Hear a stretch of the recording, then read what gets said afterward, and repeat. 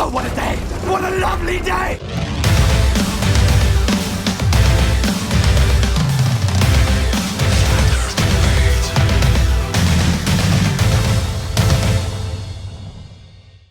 Welcome to Flat Earth Debate, Uncut and After Show. I'm your host Nathan Oakley, and if you are new to this channel, or you've not done so already, how dare you, then be sure to subscribe and hit the bell notification icon to keep up to date with the Flat Earth Debate. If you'd like to join the community debate, then go to nathanoakley.com and check out the Flat Earth Debate forum, which you should definitely all join. If you'd like to support the channel, there is a super chat that runs alongside each of these shows while they premiere. There's also a PayPal, Patreon and crypto link in the info box below the video. Speaking of Patreon, I'm going to do a quick shout out to all of the people who do support me on Patreon. So, in no particular order, a quick shout out to Tina Baker, theflatearthchannel.com, Texas Mike, Sweet Equity, Skeptic936, Sam Hain, Rune, Renee, Qatar Craig, Reinhardt, Paige, Love, Michael, Matt, Life is Short, Kirsten Smith, Jeronism, Godrockin, Fireball X, Felix Hung, Edwin Johnson, David Wayne Foster, Dank, Chow Young Cat, Burn Fat Till My Stomach Is As Flat As the Earth, Billy Highvolt, BG Flat, Alistair Main and Adrian Quintana. Massive shout outs to all of you who support me on Patreon. I did actually stick a public video up on there yesterday. Some of the stuff that I used to do that was sort of tech related and I did actually publish has now found a new home. So it kind of, I got a message actually from Godrockin this morning. Thank you very much for your messages. I struggled to reply to them through Patreon, which I won't bore you with the details of now. But he was explaining, look, we don't care what you spend your money on that we give you on Patreon, do whatever you like with it. And it's like, well, no, I do actually want to show that I'm doing what I've said I'll do with it when I started up the Patreon, which is to say maintain my equipment, make sure it's all working so that the show will keep running smoothly. One of the things I recently did was just make a minor tweak to the PC that I bought about 5 years ago before finding out the Earth was flat, rendering many of the burnt DVDs and Blu-rays of space movies completely useless and obsolete. Nevertheless, that PC was spec'd to be really, really good and last a long time, and although it's now started to overheat because of the new monitor I've got, I've solved that problem with a new fan, and the only reason I've got the money available there and then to just buy that sort of thing, even though it wasn't greatly expensive, is because of the people who support me on Patreon. So I did stick a video that some might find intensely boring. It's just me testing the PC, making sure it is gonna run perfectly smoothly during these live shows. Maybe of interest to the people in the second channel audience, maybe not, but if you are, you can check it out on Patreon as it is a public video. So we are joined by both Flatsoid and 10th Man in G+. Very good to have you both. Good to be here. Yeah, hello. Take note. Never go to Nathan to watch a sci-fi movie. Yeah.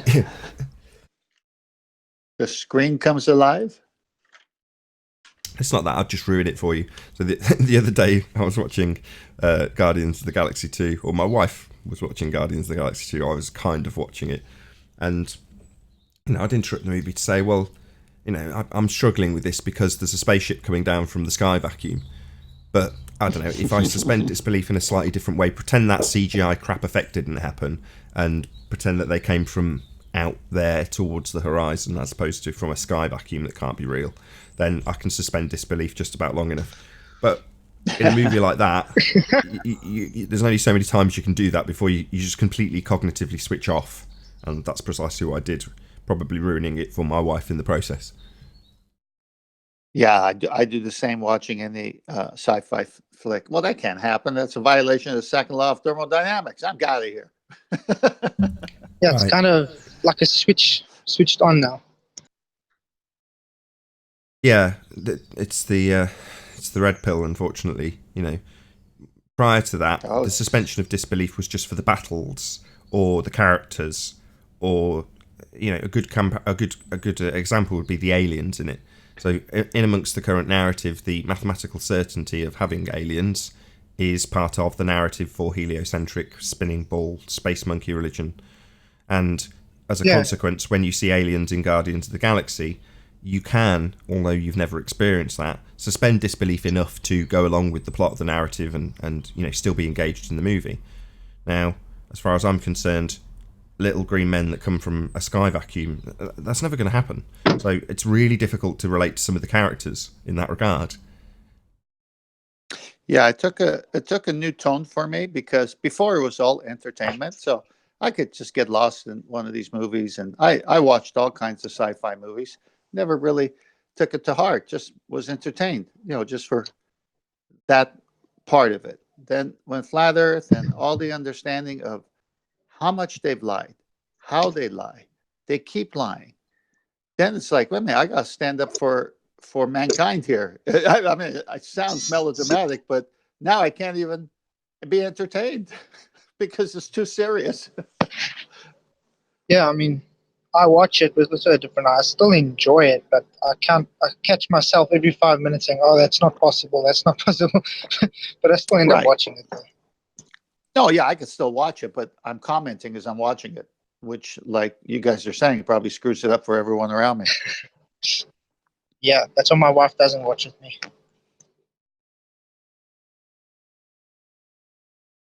But there's plenty of movies that aren't like that. I'm sure they've got other elements of brainwashing in. So my wife's just ordered me a copy of John Wick, which I've never seen, but it always gets talked about a lot. So I don't know, don't ruin it for me. But yeah, John Wick 1 and 2 I've ordered. Well, he's an alien that comes from. Oh, he's an alien that comes from. I'm only kidding. From what I understand, it's a guy on Did you hear the new Matrix is coming out? Yeah, I did. Oh, really? Yes, I commented. I sent a few clips out on some of the chat feeds about that specific subject. Yes, I was aware. Well, be interesting to see it. Is it the flat Earth version of the Matrix or what? Who knows? I mean, I hope so. You can easily suspend disbelief enough in the Matrix, though, can't you? Because in that narrative, let's say for the sake of argument that at some point there's some heliocentric nonsense within that programming. Well, that movie is just about a computerized simulated reality. So therefore, anything that they say happens within the Matrix is perfectly acceptable to accept anything that they say within that computer simulated reality, because who cares? It doesn't matter. If they say that it's a heliocentric world within the Matrix, well, then so be it. That's perfectly acceptable to my cognition. Hence, I still love The Matrix. I think it's an absolutely outstanding movie. I like all three of the movies that are out.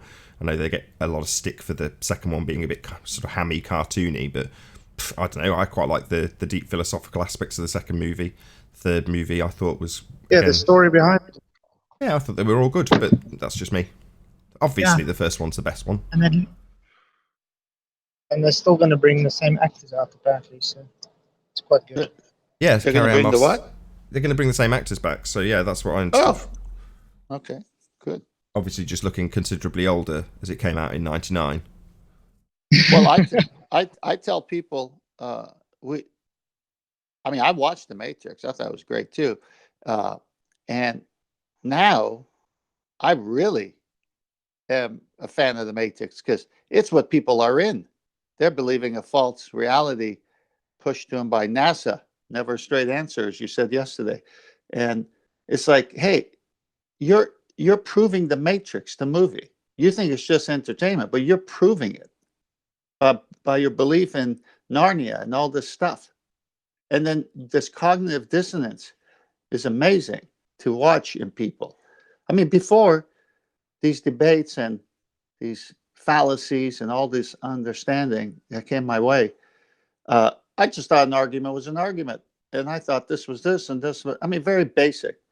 And now you just see how deep the lie has been, how can I put it? Like a farmer, you plant the seed. It's got some roots. And it's sprouting offspring that believe the lie. It's like, well, we got battle ahead of us. Yeah. Yeah, very true. And it is very 1984 in terms of our position being against the mainstream narrative. Therefore, we warrant ridicule regardless of the winning position being our position. That makes no difference. We're still worthy of ridicule as far as the mainstream narrative is concerned. As far as the programming that everybody gets is concerned, you'll automatically revert to ridiculing flat earthers. That's just following your programming, which is kind of sad when you see it play out in other people when they do it. And at the same time, they're depressed, down, miserable. You're like, well, clearly ridiculing flat earthers and denying the nature of your own reality isn't helping your cognition, it isn't helping your mood.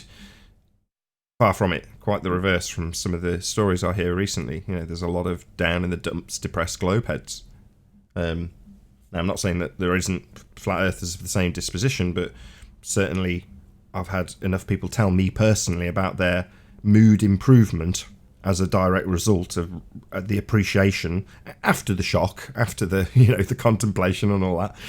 After that, you're happier, or at least that's the accounts I've had, and certainly my own personal experience of finding out that there's been massive lies told to me.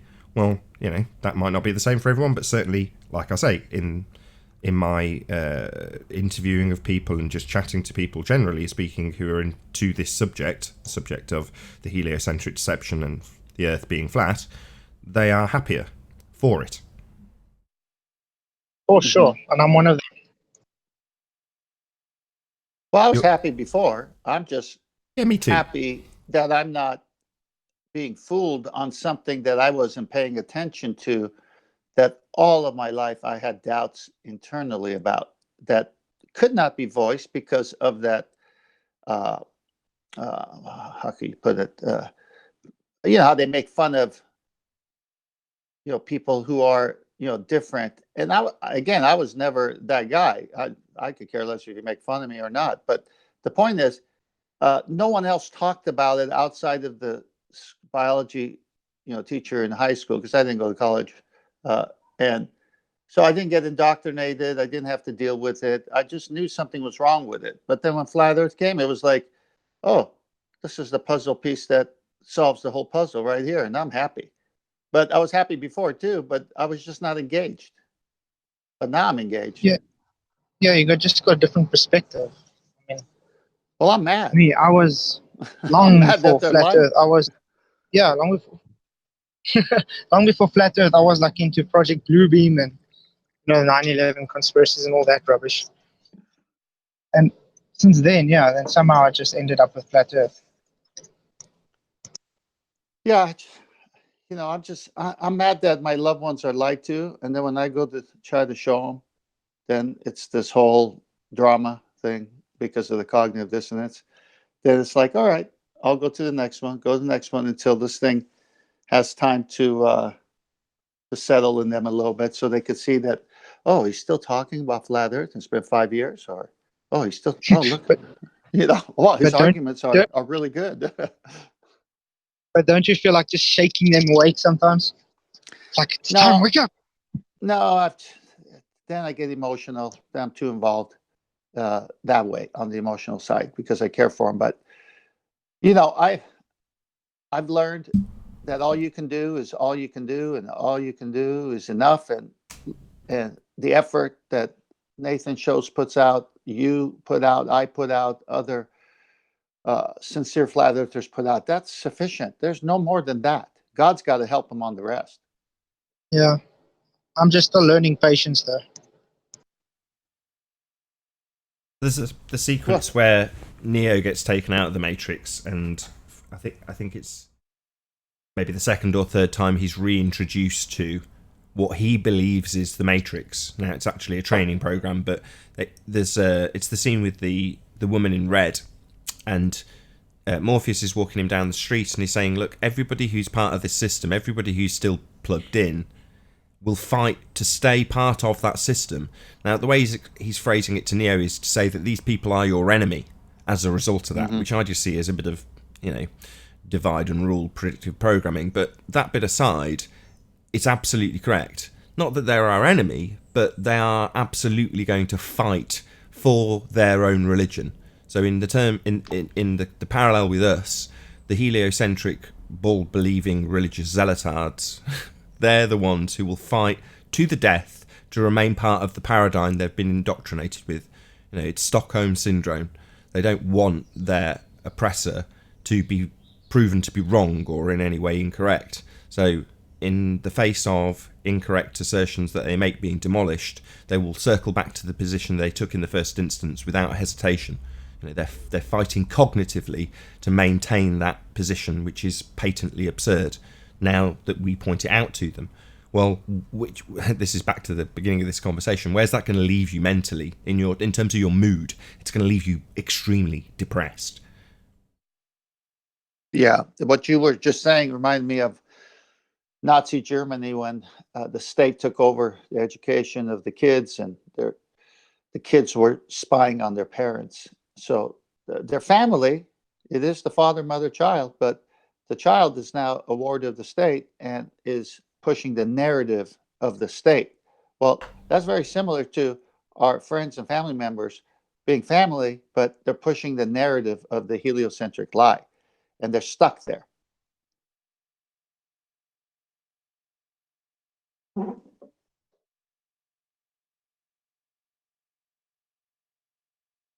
Got a few people in Discord. You're all off mute, by the way. If you did want to inject anything, Earth-shaped investigator, ZEI is it? And hello.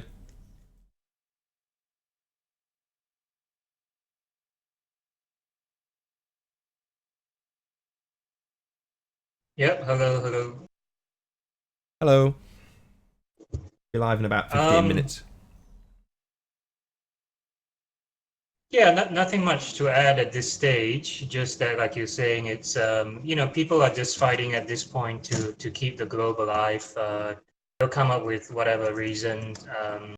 On 24/7 Flat Earth Discord, they were just talking about the Chris Hadfield music jamming thing, and that sort of latency through the ISS and back is just absurd, so. But people will still defend it. They're like, maybe it's this technology, maybe it's something special, maybe they had this, maybe they practiced before, so it's just fighting to keep the dream alive, their dream alive. It's hard to let go of, and it can be very traumatizing and painful. I saw something quite comical by a YouTuber called Truth in Your Face, and he was describing like a rendering that had been done of the view. This is how the narrative's being spun out, right, in this article. So the view that Neil Armstrong got when they're landing on the moon isn't the same view as the view from the camera that's in a fixed position. So Neil Armstrong can lean out the window and look around, and he's getting a very different view to the fixed camera view. So the good view, the view that they're going to render, isn't the view that you got. So they'll show you this, the newly rendered, better imagery of the window view in a simulation. So it plays, and the Truth in Your Face is like, what the hell is this? It's exactly the same as what they presented in the first place. There's no difference. And then he puts them side by side, and he's like, what the hell is this? A simulation of the hoax of the moon landing. That's what they're giving people currently. And they did the same thing 4 years ago. So I remember Linus Tech Tips showing a NVIDIA demonstration of what is now known as RTX technology, or ray tracing technology.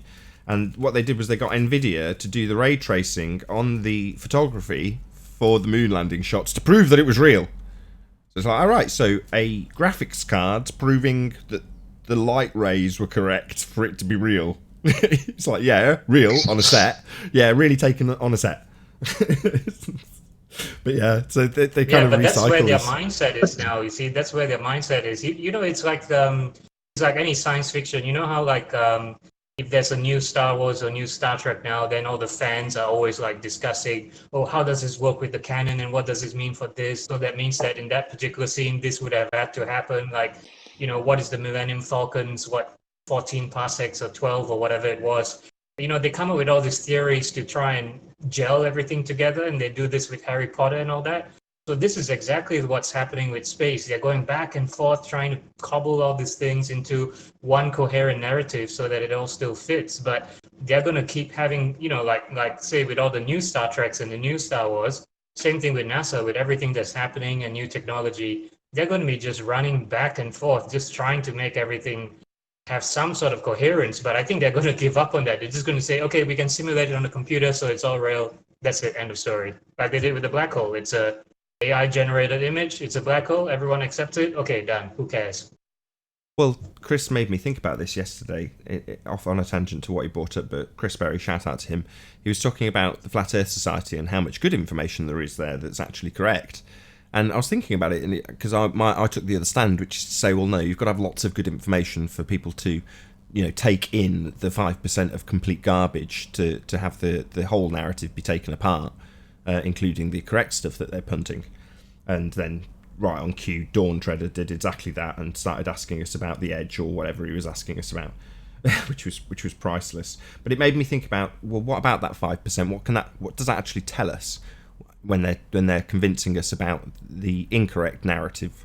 Well, what are the two things that we get fought over quite vehemently by the opposition? Well, gravity would be definitely one of them, right?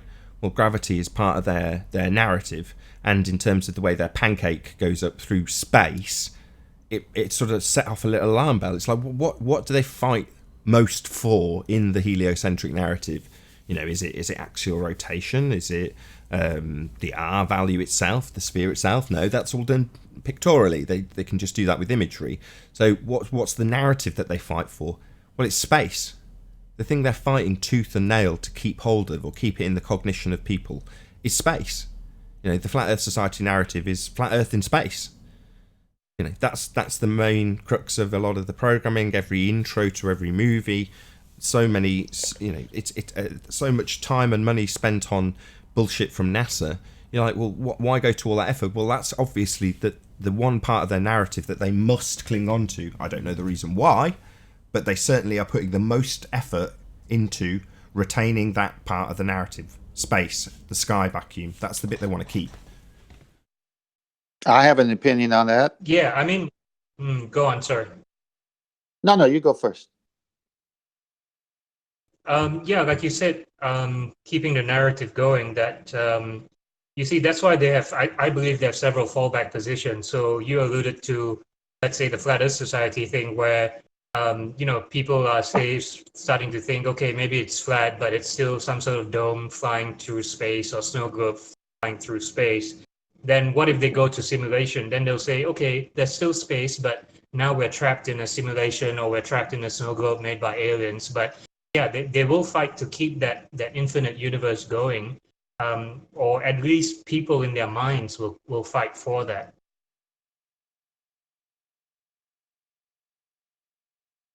It retains your aspects of nihilism, having an infinitely expanding, pointless existence, with us being a speck of dust in the middle of a giant soup of nothingness. Well, turns people into very sort of apathetic, not caring about general society. The world's not worth much, life's not worth much, we're not very important in the scheme of things. That kind of attitude, that's where you want to keep people. You don't want them thinking that they're in any way important or significant. If you want to keep them under control, to make them realise they're cattle. Yeah, I think for anyone, say, born in the past 50 years to 100 years, I would say in the past 100 years, that's the biggest challenge, because even for all of us, I think we admit that once you realize that if we are the prime focus and there's nothing else there, some people may try grasping to multiverse or simulation, but, even those who have seen the fakery and come to accept flat Earth, it's still very hard, to come out of that mindset of the galaxies and planets and, the infiniteness and the sort of like, nihilism, the insignificance, the sort of anonymity almost that, or the allowance for apathy, because you can just say, hey, it doesn't matter anyway. So, yeah. Well, I think you guys nailed what I was going to say. I'm glad I just listened, because you go to the beginning, before it was geocentric. And they wanted to put heliocentrism in first place. And that's the point, because if it's geocentric, we're important. There's a purpose to our existence. There's a creator. But if it's heliocentric, then it's a big bang, it's an explosion, there's no accountability, there's no purpose to life, and all is game. And this is the lie right there. Right on.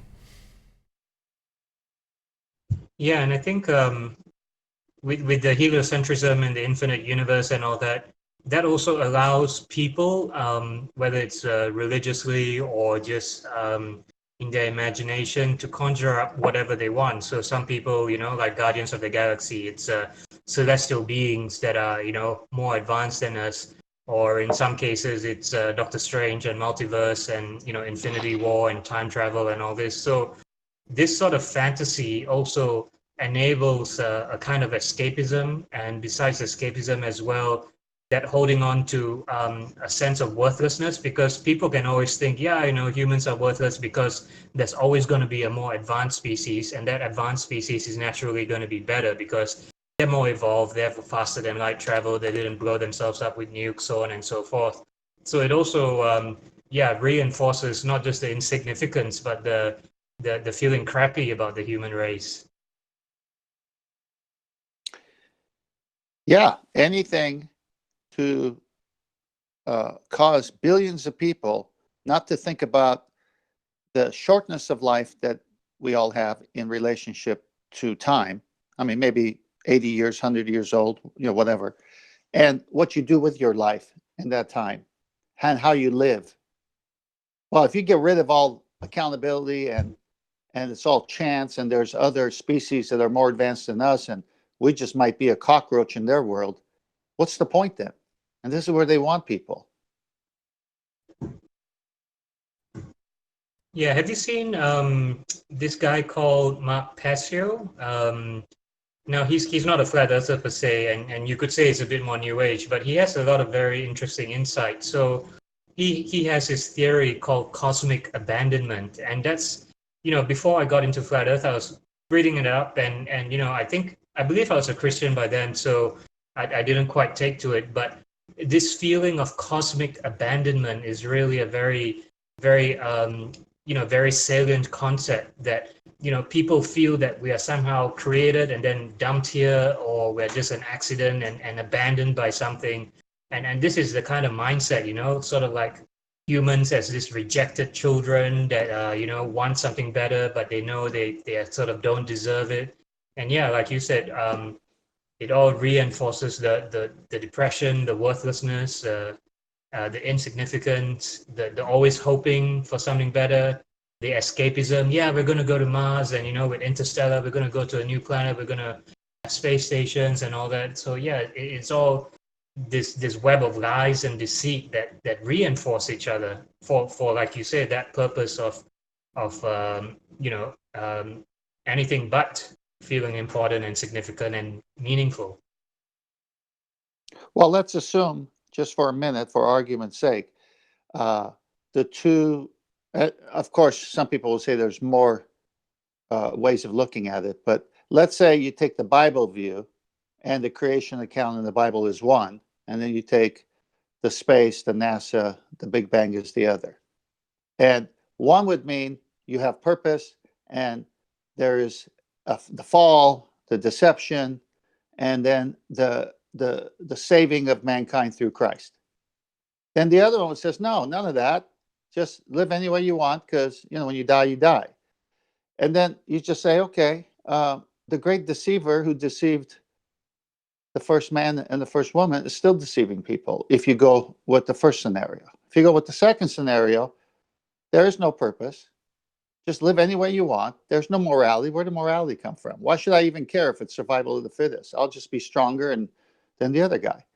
And it doesn't make any sense when they can't even explain why water is flat, but it's round at the same time. So that whole thing falls apart the minute you start going for the facts. So, God's in charge of everything, and everyone's going to one day have to give an answer to the Almighty. Well said. Yeah, I think that's really the biggest challenge now, that I see among people, because you've been through the facts, we've been through the information and so on, but yes, if they have to face the judgment, and especially heaven or hell, salvation through Jesus Christ, or just being accountable to someone that created this place and is looking out and looking over you, mankind has escaped that for hundreds of years for during all this rational thought, especially with the heliocentrism and all that and the NASA stuff. now they got to go back to being accountable, and that's really hard. That's really hard because now they have to look at their individual lives. They can't latch on to movements or social justice. They got to look at their own lives and saying, "Wow, okay, what am I doing? What did I do wrong? What did I do right? What's going to happen to me?" And so I think a lot are avoiding that, especially Ranty, the globalists making that are loads of quite background keen noise. on this. Ranty, can you hear us? Yeah, sorry.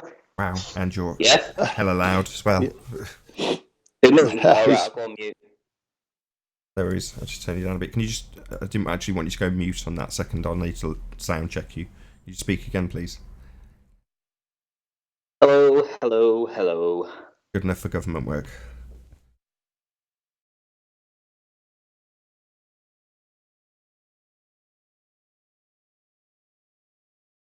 Oh, what a day! What a lovely day!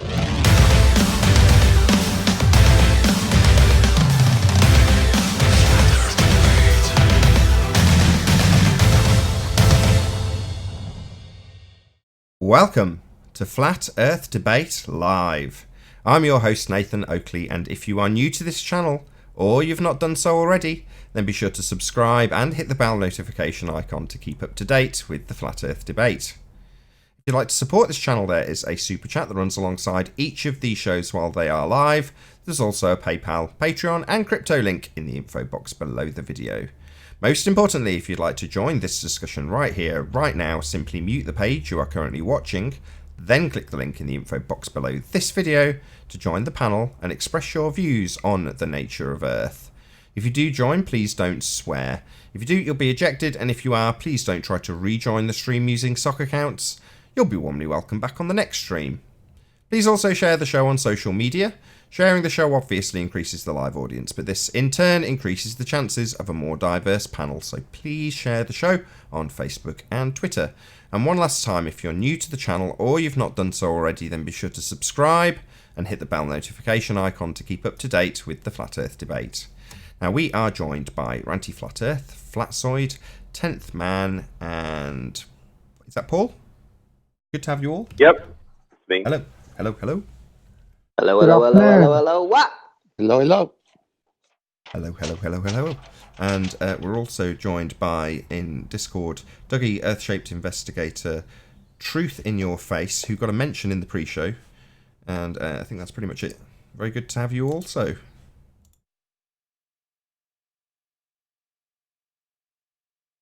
Funny coincidence. Hello, thanks for having us.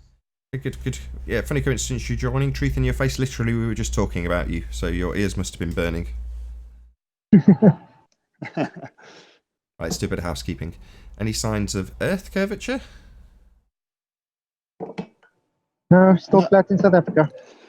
No signs. Still looking. Still flat here too. Any signs of axial rotation? Of the None. Earth base. Not of the Earth-based variety, None no. whatsoever. Not of the Earth base, but on merry-go-round. Yeah, I'm not that interested in anything. The Earth-based variety, I'm going to continue to strap that on every single time from now on, thanks to you, 10th Man. Any scientific evidence of gravity? Oh, they've lost this fight. There's Nope. no gravity. Only relative density. When the people who push gravity can't explain it, and they're struggling, as we've been watching and commenting on the shows for the last several months, they don't even know what it is. They've lost this battle. There's no such thing. They made it up. Right on. Any evidence of a self-perpetuating molten iron core at the centre of a presupposed spherical Earth?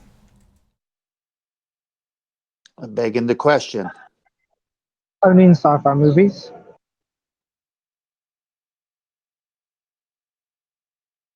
At Earth radius. Yeah, I think.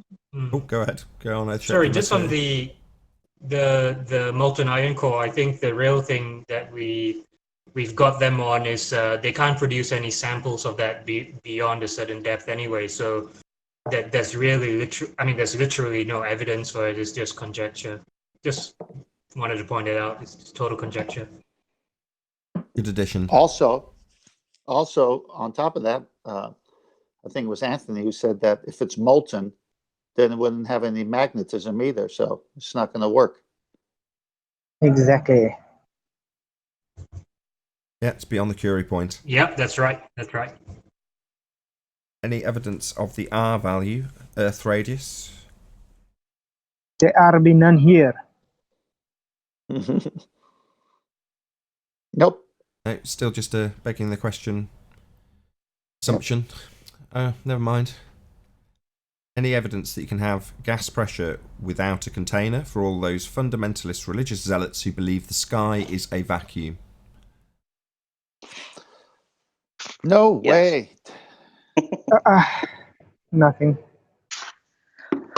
No, actually, we have a glober who actually agrees with us on that.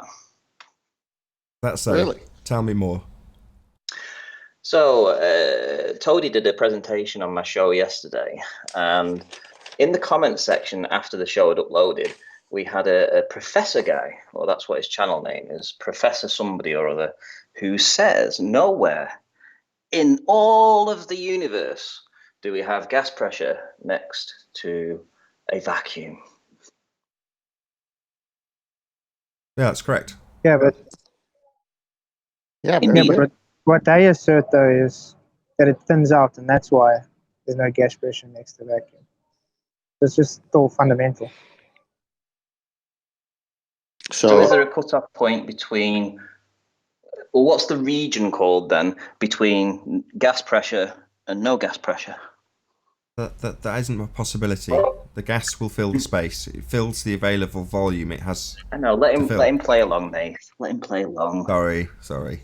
Let him play along. I just after the name of the region that it's called, where we have gas pressure, then we have a void of something or other, and then we have the vacuum. So what's that region called?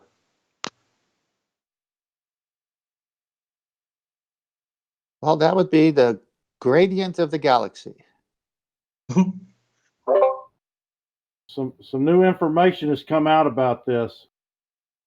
Double D, I'm so excited you joined us. I'm still enjoying our last conversation where you said Alaska's not near Russia, but if you go there, the Russians arrest you. That was so good. Well, I'm still waiting for there was obviously somebody that said there is a region where those two don't meet. So I'm still waiting for that guy to make an answer to my question. Who was it? Was it Flatsoid or Earth-Shaped Investigator? No, I just said it's fundamental that they still believe that it thins out into nothing. Ah. Okay, so it wasn't a claim by a glober. Okay, my mistake. It's alright. taken weeks. It's taken weeks to finally come up with the answer on all this stuff. On Sunday, the ballers finally, everybody, even George said he didn't know it, but what they've done is there's called an International Standard Day. And what they've done is they've basically set a standard atmospheric pressure at sea level, which is based on 33 feet under the water of the ocean, and they come up 1 atmosphere. In all reality, there is no gas pressure on the Earth measured with a gauge that measures the gas in the air. It only is given a preliminary number of 14.7 because if you go 33 feet under the water, it will compress the air. And 33 feet under the water isn't atmospheric air pressure. That's underwater. This makes no sense. There's also an instrument called a barometer, which can measure the pressure in the air. no, a barometer, Yeah, you've just said that the arbitrary assignment of the numbering on the barometer, i.e. 14.7 at sea level, is somehow an issue.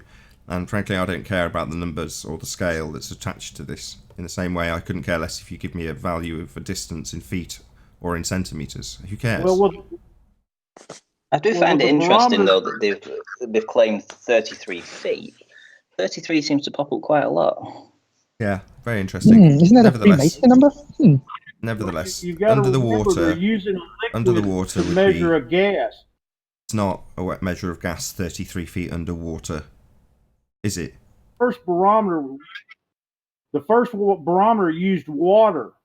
So they were using water to measure the atmospheric pressure, and they're not using a gas versus gas. So what? Right? That matters not. There is no gas pressure. Yeah, there is gas pressure. It's fucking nonsense. I'm tired of this argument. I had it for 6.5 weeks with Spurs.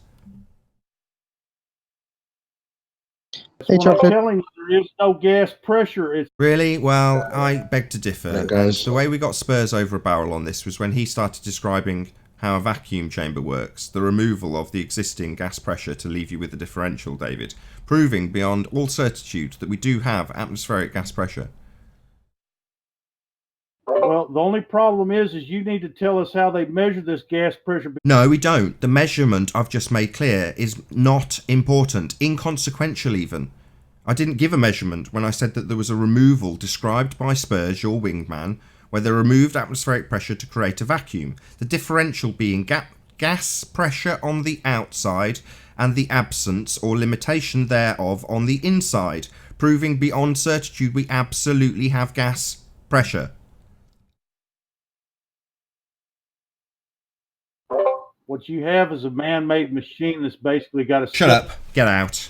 I'm not going to do it with you for 6.5 weeks either. Piss off. I wanted to ask him if he has his peer-reviewed paper yet. Oh my gosh. It's just No, nonsense. This bullshitting, spewing nonsense can end right here. What? Because I've measured it? No, that was your wingman who gave that example, Spurs. Yeah? He described removal of the atmospheric pressure which is existing prior to its removal, and the differential proving it's there. You can't have less atmospheric pressure when you remove some if there isn't any. It's an absolutely absurd position to take, and I'm tired of it. That's why David's been removed. If he hasn't listened to Spurs being obliterated or any of the things we've rebutted every single one of his absolute nonsense claims with, then tough. He can go somewhere else to spout his rhetoric. I've heard it before. It's not getting through to him. We have atmospheric pressure. Agreed. all you gotta do is step outside. My goodness, what's wrong with these people? Just breathe. I mean, really. If you're I'm gonna living, use you have- I'm gonna use this gas pressure to say good morning, guys. Hey, Chocolate. How's it going? Okay, Ethel. I don't know what the obsession with this Anyway. argument How's is. everybody doing? This gas pressure Good, not good. existing argument is absolutely absurd. Why anybody Well, would be you- so dedicated to it is beyond me. You caught him early, Nathan. If you remember, he played his poker hand and you nailed him, I don't know, 3-4 weeks ago when you said, oh, so you want to have outer space exist. yeah, And that's when it. I questioned him about gravity and Because they were saying it's cold. It's just cold temperatures. And the higher you go, it's the cold temperatures acting as the container. And so that's what they were saying. And then when you push them, what's beyond that? And of course he said space. And that's when you said, oh, so that's your game. The vacuum of space. yeah, it's always double speaking. Just another clever way to say a vacuum next to a pressure could exist. The gas would fill the space. So obvious. So obvious. Okay. Yep, still waiting for demonstrations. Any evidence of the distance to the sun? Nope. Can't Nope. measure. Nothing. Where's Father Flat Earth? Has he brought his evidence yet? Well, But sticks and shadows, sticks and shadows. Sorry, sticks and shadows. from memory, or from what I understand, he's used the transit of Venus. Just a few values we'd need to get some clarity from him on that score. Interesting.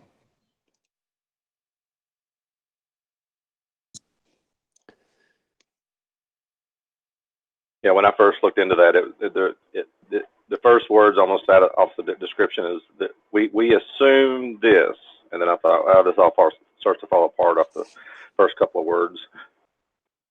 Well, they assume Earth having a radius of the given value is their first assumption. Their next assumption is that Venus is the same size as Earth. So when people describe Venus, a little dot in the sky, a little twinkly light, they say it's the same size as Earth. Earth's twin, right? Oh no, that's absolutely necessitated for their mathematics. They just assume it's the same size as Earth, and every other value comes from there. It's just trigonometry with assumption. Oh, assumption of R. Let's assume Earth's a sphere. Moving on. Let's assume that that light in the sky not only is a sphere, it's exactly the same radius as Earth. Right. Now let's apply Kepler's third law. Excellent. Now we're away. We've got all of the measurements. We know exactly how far the sun is. We know exactly how big everything is. Awesome. No, just based on an assumption. First, prove Earth is a sphere before you appeal to it and start extrapolating the mathematics for the other values, for the things you assume are transiting at vast speeds, physical bodies, moving and whirling at absolutely exponential rates, changing directions without any actual signs of that occurring. Yeah, you prove that crap before you appeal to it. It's funny, I was watching a old video somebody had found on Richard Feynman, and he was just trying to describe ellipsoid or elliptical orbits. And it was funny, as I was watching him write this on the paper, he used a string with two nails on it. Then you took a pencil and kind of went around that. And I thought, I don't know if he realizes what he's saying. He's describing it using something that's connected and tangible with him making a force. And I thought, if you look at everything we hear about gravity, none of that exists, but you can describe it as long as you use a string, a pencil, a hand, and two nails and a board. I thought that was interesting. Or you stretch out a bit of rubber like a trampoline and roll some bowling balls around it. But you got that right there. I was just going to say that real fabric, that actual fabric that we've stretched out, that's analogous to the bending of a conceptual medium that doesn't exist right there. Isn't that right, children? Oh yeah, I understand. Why do the balls end up smashing into each other at the end? Just ignore that bit.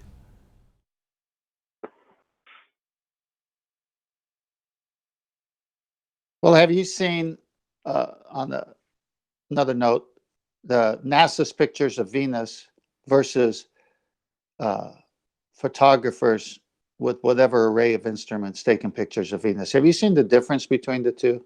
Well, I used to have. I still own it, but it's at the mother-in-law's. I had a telescope for a long while.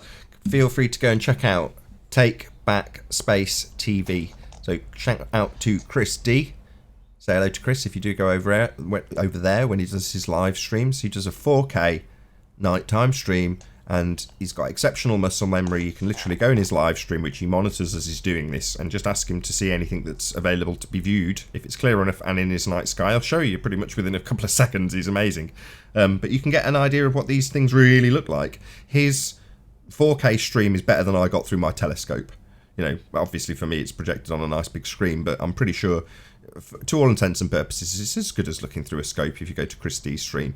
You wouldn't achieve the same thing by the virtue of having to manually move your telescope and actually track this stuff. He can just do it with pure muscle memory, and therefore you can have a damn good look at stuff and he'll just move it along as it's needed.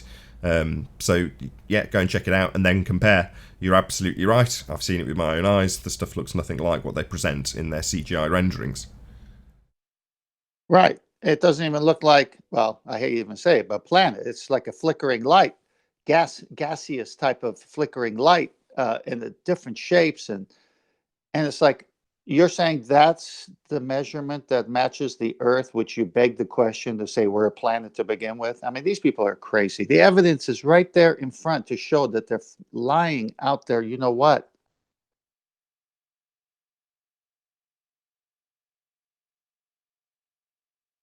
Yeah, absolutely. Well, that concludes the housekeeping. Thank you to all who took part. I love housekeeping. It never gets old for me because it's solid. It's the foundation of taking down the heliocentric model and the liars at NASA.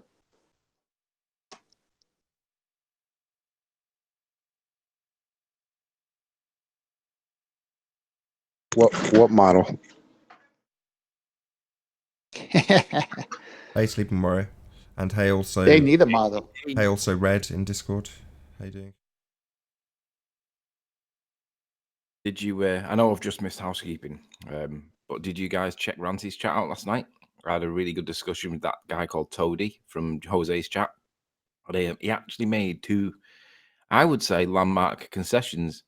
The first one was I presented some maths to demonstrate how we could calculate, not prove cause and effect, but how we could calculate which direction. You know, because in the cherry tomato, I used the maths to demonstrate which direction and by what magnitude the tomato could move. We can calculate it, and because maths proves things for them, that was a language that he had to concede that it kind of works. He wants to do a bit more testing of it, and he suggested doing a drop test and a hybrid of that, which we're going to do. But he conceded that we can actually calculate relative density disequilibrium to explain what we see, at least on the face of it. And that was quite an important concession. Yeah. But his most pertinent concession was he admitted that what was the other one? I've forgotten it now because Nathan just interrupted at the wrong time. Do you want to say something, Nathan, while I think what my other point I just wanted to give a kudos to Toady. So I didn't realise it was him. I don't really follow these fundies particularly, but was only aware of him by name from QE toe tagging him. But I'd not heard him speak, or may have heard him, or just didn't recognise who he was. In any event, I was chatting away, being quite crude in Ranty's chat, seeing what I could get away with in his filters, swearing-wise. Anyway, because he's not modded me for some reason. Anyway, I was giving him kudos. I was like, who is this guy? Is that a concession I hear? Do my ears deceive me? And and then somebody, I think it was you, was like, that's Toady. I was like, oh, wow, well, kudos, you know. Can't believe he's actually been reasonable. You know, something's been presented to him. He's not circle jerked back to the beginning. He's gone, yeah, you're correct. And yeah, I'll have to go and have a look at that in greater extent because that is correct. And I'm like, what? Amazing. I can't quite believe my ears. You know, just stuck out like a sore thumb. I had to actually check, was that actually a concession? Because I couldn't believe my ears either. And he said, no, it's not a concession. He's just saying I can see your point. And I was like, yeah, that was a concession. So shout out and kudos for that. And the second point was that Brenda had challenged me to do a drop test in air. And I'd said, well, why does it need to be in air? Because our point is that it's medium specific. And you can change the medium and change the way that the egg, in this case, or the cherry tomato will move. And it'll move up or down, and it'll move fast up or down. And there's no, Brenda and co aren't able to realize that there is a direct overlap between the egg when it moved by pouring in salt and objects falling through the medium of air. They don't get that that's directly related because objects falling through the medium of air, they're going to get to terminal velocity pretty quick. The fact that it's in the medium of air kind of, it misses the point in some respects because objects that are close to the point of like high entropy or low energy or gets to their neutral buoyant position, objects that are close to that point don't accelerate at the same rate or decelerate at the same rate. And that was my point to Brenda. I was like, Brenda, we don't need to do this in air. Let's do it in water where we've got much more mass that we can play with to test these things. And she didn't get it. So when I found a video last night live on Ranty's, I hadn't seen it before. He credited me with seeing it before, and I hadn't actually seen it before. But I demonstrated that objects that fall through mediums, depending on their weight or their mass, or whatever word you want to use to describe that thing, basically fall at different rates. And he actually conceded that things do fall in different rates in different mediums. Although he did limit it to that particular medium, but it's true. Objects fall at different rates in different mediums, and it is medium specific. But now we've got him onto that, then we can start, if he sticks to that and he doesn't regress back to being a ball tard, we can then start manipulating the medium and varying and causing effects, right? And that's science. And if he sticks to his position, which is that he sees what we're talking about and he gets it, then there is no other way that gravity can be inferred, because if we're causing an effect and it's up and down as well as not, it's up as well as down and not just down, and we can control the magnitude as well, then there's no room for gravity or buoyancy. And that's where I'm hoping to get him. So I'm leading him to the edge of the cliff, and I'm going to push him off. Well, in regards to Brenda, she can't concede that because of the reasons you've just given. There's no space for gravity in that. So that's why.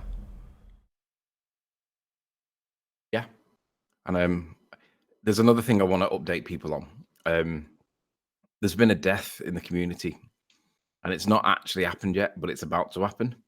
So whilst we're all gathered here, we might as well take a moment to remember our friend, Sly Sparkane. He's about to fall to grief.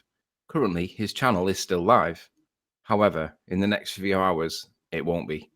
So let's take a moment to remember Sly Sparkane, a baller that knows it's not a ball, but tells his audience that it is a ball. Sorry, you're going to have to give us some more details on that. What do you mean in 3 hours his channel won't be a channel anymore? He's currently sat on two strikes. I'm not sure if the community strikes or copyright strikes, but he's got two. I'll just call them copyright strikes. It might not be. It might be the other one. But he's got involved. He's got involved in a war with FE Core because FE Core have took issue with something that he said, or several things that he said and done, and they've basically said, "No, you're out of line. Pack it in because blah blah blah." I don't know the ins and outs of it. I'm not familiar with the ins and outs of it. If you want to check it out before his channel dies, go and look at his version of events on his channel. But basically, they've got involved in a spat, and he's going to claim victim status because of false flagging. FE Core are saying you're taking the piss. There are limits to being a dick, and regardless of how it goes, I'm just reporting the facts that Sly's about to die. So my condolences to Sly's family, Geo Strieber, Sean Hufford, Red's Rhetoric. We will all remember Sly Sparkane. Yeah, That's but terrible. it's not really a laughing matter, though, is it? Really? No, not Let's at be all. honest. That's terrible. No, I have to say, someone's worked on that channel to build it up for years, and just to have it taken away. I'm not a fan of that at all. I remember Sly Sparkane 4 years ago before he made his first video, and I used to taunt him in the comments. I used to say he was in Oakley cage, and I'd chuck him in some Cavendish balls to play with and stuff. Anyway, he was a troll, or I viewed him as just a regular troll, and encouraged him to make videos, and he did. And to hear that's somebody going into YouTube as a commenter, watcher, then progressing on to making videos to address points that they were objecting about, in this case with me, and making direct addresses to things with videos. I had nothing but respect for that. I've always said Sly's my favourite troll, fuzzy little sod. So to hear that he's potentially going to lose his channel, I think that's terrible. As I take off my flat Earth hat and put on my YouTube hat and go, I could almost shed a tear for the guy. That's terrible. And then you realise that he's a moron and Don't think, care. ha. I don't care. I've got my YouTube hat. I'm going, the guy's built up a YouTube channel. He's built up an audience, and he's going to potentially lose it over. If what I'm reading or reading between the lines is you're saying that he's going to potentially lose his channel because FE Core are striking him based on content, is that correct? No, I don't know the ins and outs of it. I don't think it's FE Core. I think FE Core have kept well away from it. I think. Oh, right. I think it's some kind of argument to do with he's accusing people of fraudulent activity in some way. I'm not up to it. I've not been watching, so I don't really know the facts. I just know that he's on 2 strikes currently, and he's about to get his 3rd. So keep your eye open. His channel won't be around for much longer. So if you want to go and sign his condolences card, it's I hope you're wrong. Currently, I hope you're wrong. I hope he doesn't lose his channel.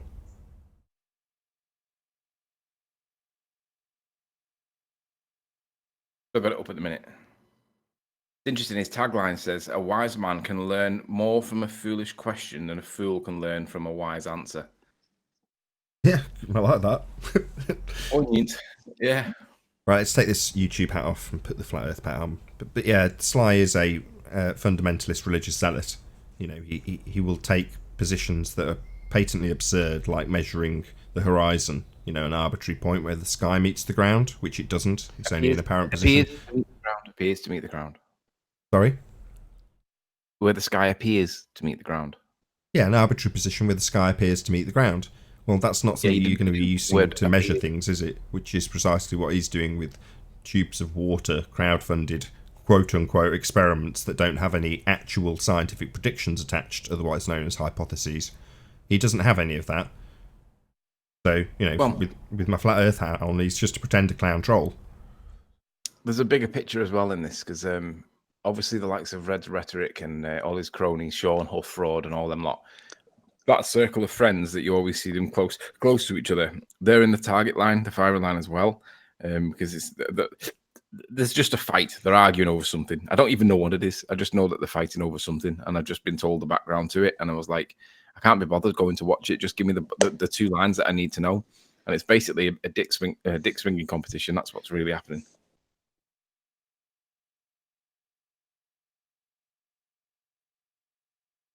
Still doesn't prove any curve though.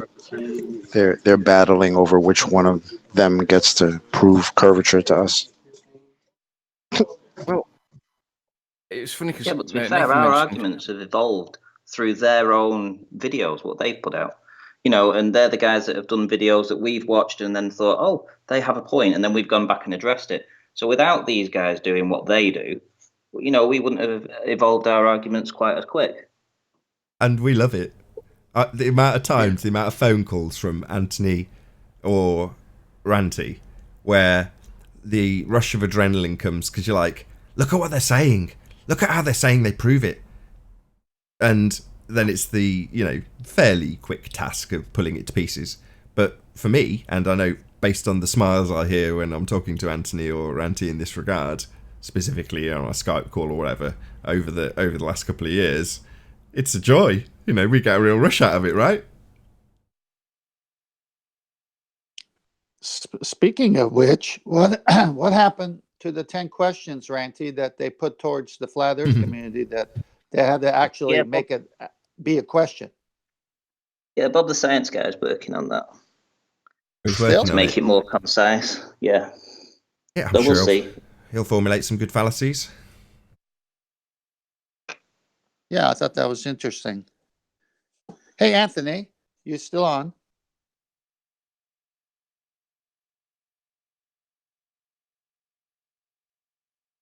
Eating tea, probably.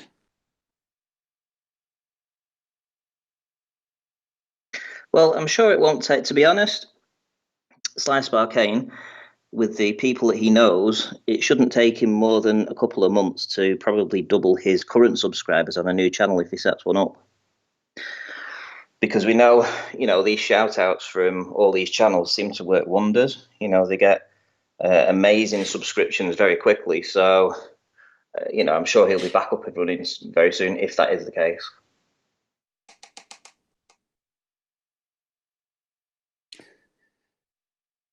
Maybe. So, Nathan, Anthony brought up the gravity question again. And I know it's one of the housekeeping questions, but in their model, they only need gravity, to my understanding, because the world is a ball and it's spinning, correct? Well, they need something to explain sticky oceans and sticky atmospheres and tides. Yeah, and plus exactly. a whole host of other things. No, right, exactly. So what's gravity? Right. So, exactly. We Okay. keep going on here. So my question, Anthony, is this: you must have gravity if it is a ball. It's a must. It's a must. Okay, but the Earth is obviously and observably flat, even to ballers. Right. Yeah. Okay. So yesterday, R.C. Maisty got stuck on Coriolis. And I happen to think that if I'm talking to a baller, I'm saying, yeah, if it's a ball, you got to have gravity. I give you that. But let's find out if it's a ball first. And so then I don't even argue gravity with these guys anymore like I used to. Because I just say, prove to me it's a ball. Prove to me that we're spinning. And if they can't think of it because they're a normie, I'll bring up Coriolis. Oh yeah, that's it, Coriolis. That proves they're spinning. And then we just take that apart. So it's like I don't even hardly spend any time personally arguing gravity anymore. I say, well, then that's assuming it's a ball, so prove to me it's a ball. And I get them on that. And that's a feat no one could answer because we're not spinning. Coriolis would be Earth-based, and we'd see it all the time with airplanes and bullets and everything else. So it's just dead in the water to me. Gravity is just dead in the water. Going into the specifics of gravity and F over this and small g and big G, It's like, wait a minute, that's only Wait, did you say there if it's a specific ball. gravity? Hey, Owen. Hello. Because What's specific gravity gravity, again? is where we ended up with, Riley and me. And they call it, they just love to put the gravity stamp on that for no reason, because there's actually no causal relationship, really. No, nobody's Well, answering you you, gotta chocolate. have it. So, You gotta sorry, have it if it's a chocolate's ball. chocolate's being ignored in the same way that Quantum Eraser gets ignored when he asks that question. So I'll just answer chocolate's question if he's prepared to answer it ask it I for a didn't hear third it. time. Go ahead, chocolate. What's gravity? It's the bending of a conceptual medium known as space-time, which gives rise to a non-force that you can think of as a force but isn't actually a force, known as gravity. So to answer your question, the bending of a conceptual medium, conceptual meaning not actual, only real in the minds of whoever's thinking about it, medium being bent to give rise to a non-force force that you can think of as a force but it's not actually a force, called gravity. There you go, chocolate. Hope that answers your question. Sorry to So interrupt how everyone does else. that effectively, how does George that affect Muser. reality? Can I just point out as well that when the Rumpus says, we've all heard him say, mass is not a force, weight is a force.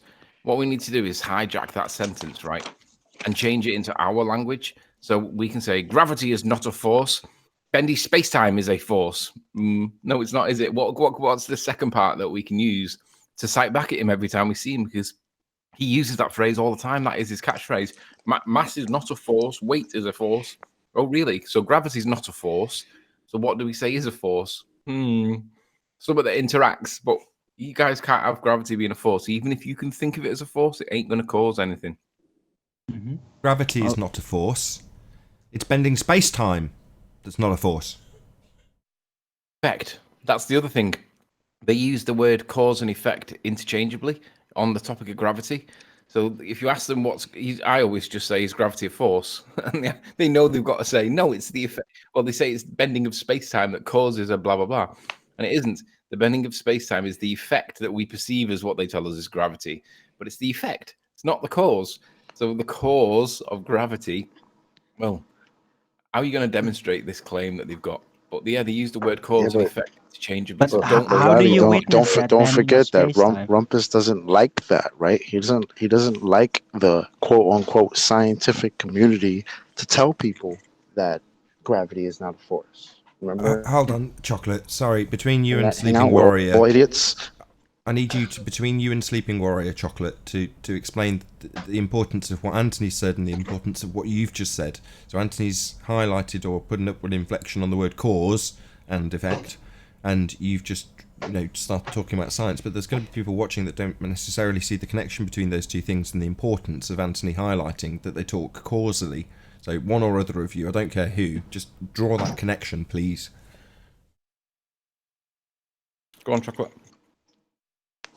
Well, Riley was saying that, they don't want to admit that it's not a force because it's not. It's a conceptual medium, right? The bending of a conceptual medium. Well, the problem is that that's what the scientific community, if you want to call it that, that's what they tell people, that it's not a force, that it is a conceptual bending of a conceptual medium. And Rumpus, in one of these hangouts, says that they need to stop the scientific community from telling people that because it hurts their argument. That was in Sean G's hangout. Yeah. What he said was we could really do with physicists. No, this was the one that Quantum Eraser, the one with all of them, Professor Dave and You've added another layer to it, which I was hoping all of them for some accounts, chocolate. So I'm just going to do it myself. I'm really sorry. So Anthony's pointing out sorry, I got to work. It's okay. There's a causal relationship, and chocolate's describing the reification of a community that gives rise to empirical data by words that they speak, known as the scientific community. Now, this is a reification fallacy. That science isn't a community; it's a method. Now, that method, the scientific method, establishes cause of an effect. So the process is observe a phenomena, formulate a hypothesis which establishes your presumed cause, Anthony's point, of the effect, and then through systematic experimentation, you vary and manipulate that which you assume causes the effect and establish that you have the cause of the effect, or you don't. Now, in this reification of a conceptual medium known as space-time, they assert quite clearly that they don't know the cause of it. They haven't got a clue what causes it. But this is the, what did you say, scientific community telling us this? Well, no, there's no such thing. That's a reification fallacy. If they employ the method of science, the scientific method, then they would establish the cause of an effect. Now, they can describe, potentially mathematically, some reified effect that they have dreamt up into existence by virtue of pseudo-Riemannian geometry for space, this extra conceptual medium that does not exist, and how this somehow gives rise to anything, which it doesn't. Now, Anthony's point, just to bring this back on track, the bit I was hoping Chocolate was going to go on to, but he was on the other side of the pseudoscience. So what Chocolate's describing is essentially pseudoscientists telling you what's what about what's in the sky and how our world works, when in reality, science would establish the cause. That's Anthony's point. They're talking causally, they're not establishing it scientifically. That's the very nature of the question that we ask so many times every single beginning of these shows. What's the scientific evidence for gravity? Well, there isn't any. It's just a made-up concept that they say bends to give rise to a non-force force you can think of as a force, but I'm going to get rumpused at the conclusion by Arwin. So thanks for that. Shout out to Arwin. Yeah. May I quote George Muser word for word on snapping the wand? No. Yeah. All right. Snapping the wand. This was from that Fight the Flat Earth show. George says, well, it fell on Einstein to explain it, how objects, massive objects, exert what seems to be a force on one another. Literally, it's not a force. So the thing about Newton's laws, you can't take it literally. But Newton himself did it. That there is a force reaching from one object out to another. However, you can act as if there were one. And it's perfectly valid for the applications of Newton's laws to act as though this force is operating, end quote. And that right there is what Rumpus wants to stop. That's not true. Newton did not do bullshit. that. That's not Sorry, Newton's that's not thing. true. That's not what Newton did. Newton was quite explicit in the opposite of what you've just asserted. Now, while they may be called Newtonian, Newton absolutely did not want this nonsense of gravity ascribed to him. I just want to drop that in.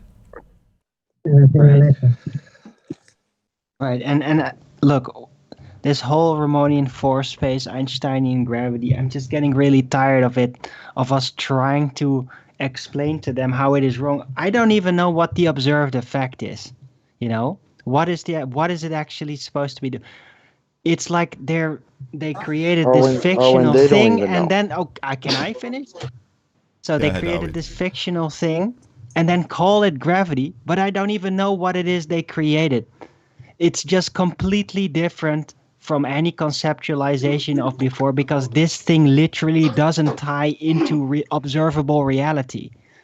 Like, what is the actual effect we're supposed to be observing concerning the bending of space-time? What do we see that is a result of the bending of space-time? What is the claim? Your pen falls on the floor. No, hold on. Just before you bending send of that into fast chocolate, hold on. Arwin, you're right. And the not tying into reality bit, you probably didn't see this because you were maybe sleeping, but Anthony yesterday on Ranty's Roundtable was going through this in explicit detail with Toady and showing him where it doesn't tie into reality. So yeah, you're absolutely correct. What you're verbalizing in terms of the nonsense and how it doesn't make sense as even a claim was demonstrated to Toady yesterday by Anthony. It was epic. Yeah, I was there, by the way. Oh, cool. Sorry. Nathan, but yeah, could I play? I kept up because it was so good. It was good. I stayed up. It was 2 a.m. before I went to sleep. It was that good. I don't normally stay up anywhere near that late, but it was that good. I stayed up and watched it. Hey, before you close out, I'd like to say a couple words on the liar, toady, retard. Go ahead. Yeah, go ahead. Right now, Anthony had something. Oh, did you? Go ahead, Anthony. Yeah, I just wanted to know, could I play 12 seconds of a hangout where Rumpus is describing the origins of gravity and how it's really inconvenient for physicists to keep describing gravity as not a force. He then goes on to talk about it, how it's the 4D world being manifest itself as a three, his usual spiel. Yeah. But Have you got it queued up? Listen to him weasel his way around this. It's absolutely fabulous. I'm going to give full citation for this. It's on Al K's channel. It was streamed live on the 8th of July, and it's entitled The Big Question with Professor Dave, Soundly, the Rumpus, and more. You'll find it in the 27th minute. And it's Hold on, I can't hear you, Chocolate. Can you go on mute? I can't hear a word you're saying because Chocolate's making so much background noise. Great. So now that Chocolate, basically, it's on Al K's channel. It's a month old. It's called The Big Question with Professor Dave, Soundly, Rumpus, and more. 27 minutes in. Halfway through the 27th minute, this is what Rumpus says in relation to gravity and physicists saying it's not a force. Listen to him squirm. And it's very definitely a force. Now, whether its origins, what its origins are, whether it's the result of some gravitons doing something, or whether it's the curvature of space-time, yes, we can debate about that as well, but we need to stop physicists saying gravity is not a force, because they're thinking in the 4D world. They're saying in this 4D world, we need to stop physicists saying it's not a force. That's exactly the one I was talking about. Thank you, Riley. Yeah. Hey, can I, before Kiwi jumps in? Oh, come on, Kiwi. This is, on that quote from George Musser, he literally did a Freudian slip after the first paragraph, because it was QE who brought it to our attention that it was 207 years after Newton that I believe a person by the name of Boyce ascribed something to Newton that Newton did not ascribe to himself. Am I right in that? Not 207. It's like just over 100, I think it is. No, 100. It's not. It's not. And that little quote was gone over in Ballbusters, Anthony. Do you watch Ballbusters? Yeah. Yeah. Well, which one was it? The whole thing was gone. Which one was it? The one with Professor Dave, the Rumpus, the years Soundly from Al K's channel. Right, but when did they ascribe to Newton? Was it 207 years after he actually? Yes, Did I get it CV correct? Boys, 207. Yes. Yes. Oh, okay, good. So I am following Ballbusters. Thank you. I was confused there for a No, minute. not you, Anthony. That was already gone over on Ballbusters. That and about 30 other quotes that those idiots made. That one specifically. Right. So I'll finish my point here. So George says, hang on. I just feel the need to defend. Don't Rumpus 10th man. Just let him make his Mooser quote. I've been waiting patiently It's for him my to quote turn Mooser. to interrupt. I just want him to quote Mooser. It makes me laugh. Okay, so I'll go. It said, fell on Einstein to explain it, how massive objects exert what seems to be a force on one another. Literally, it's not a force. So the thing about Newton's laws, you can't take it literally, but Newton himself didn't. What's he saying there? He's saying Newton didn't say it. Newton never got out of the conceptual. It's very simple. Yeah.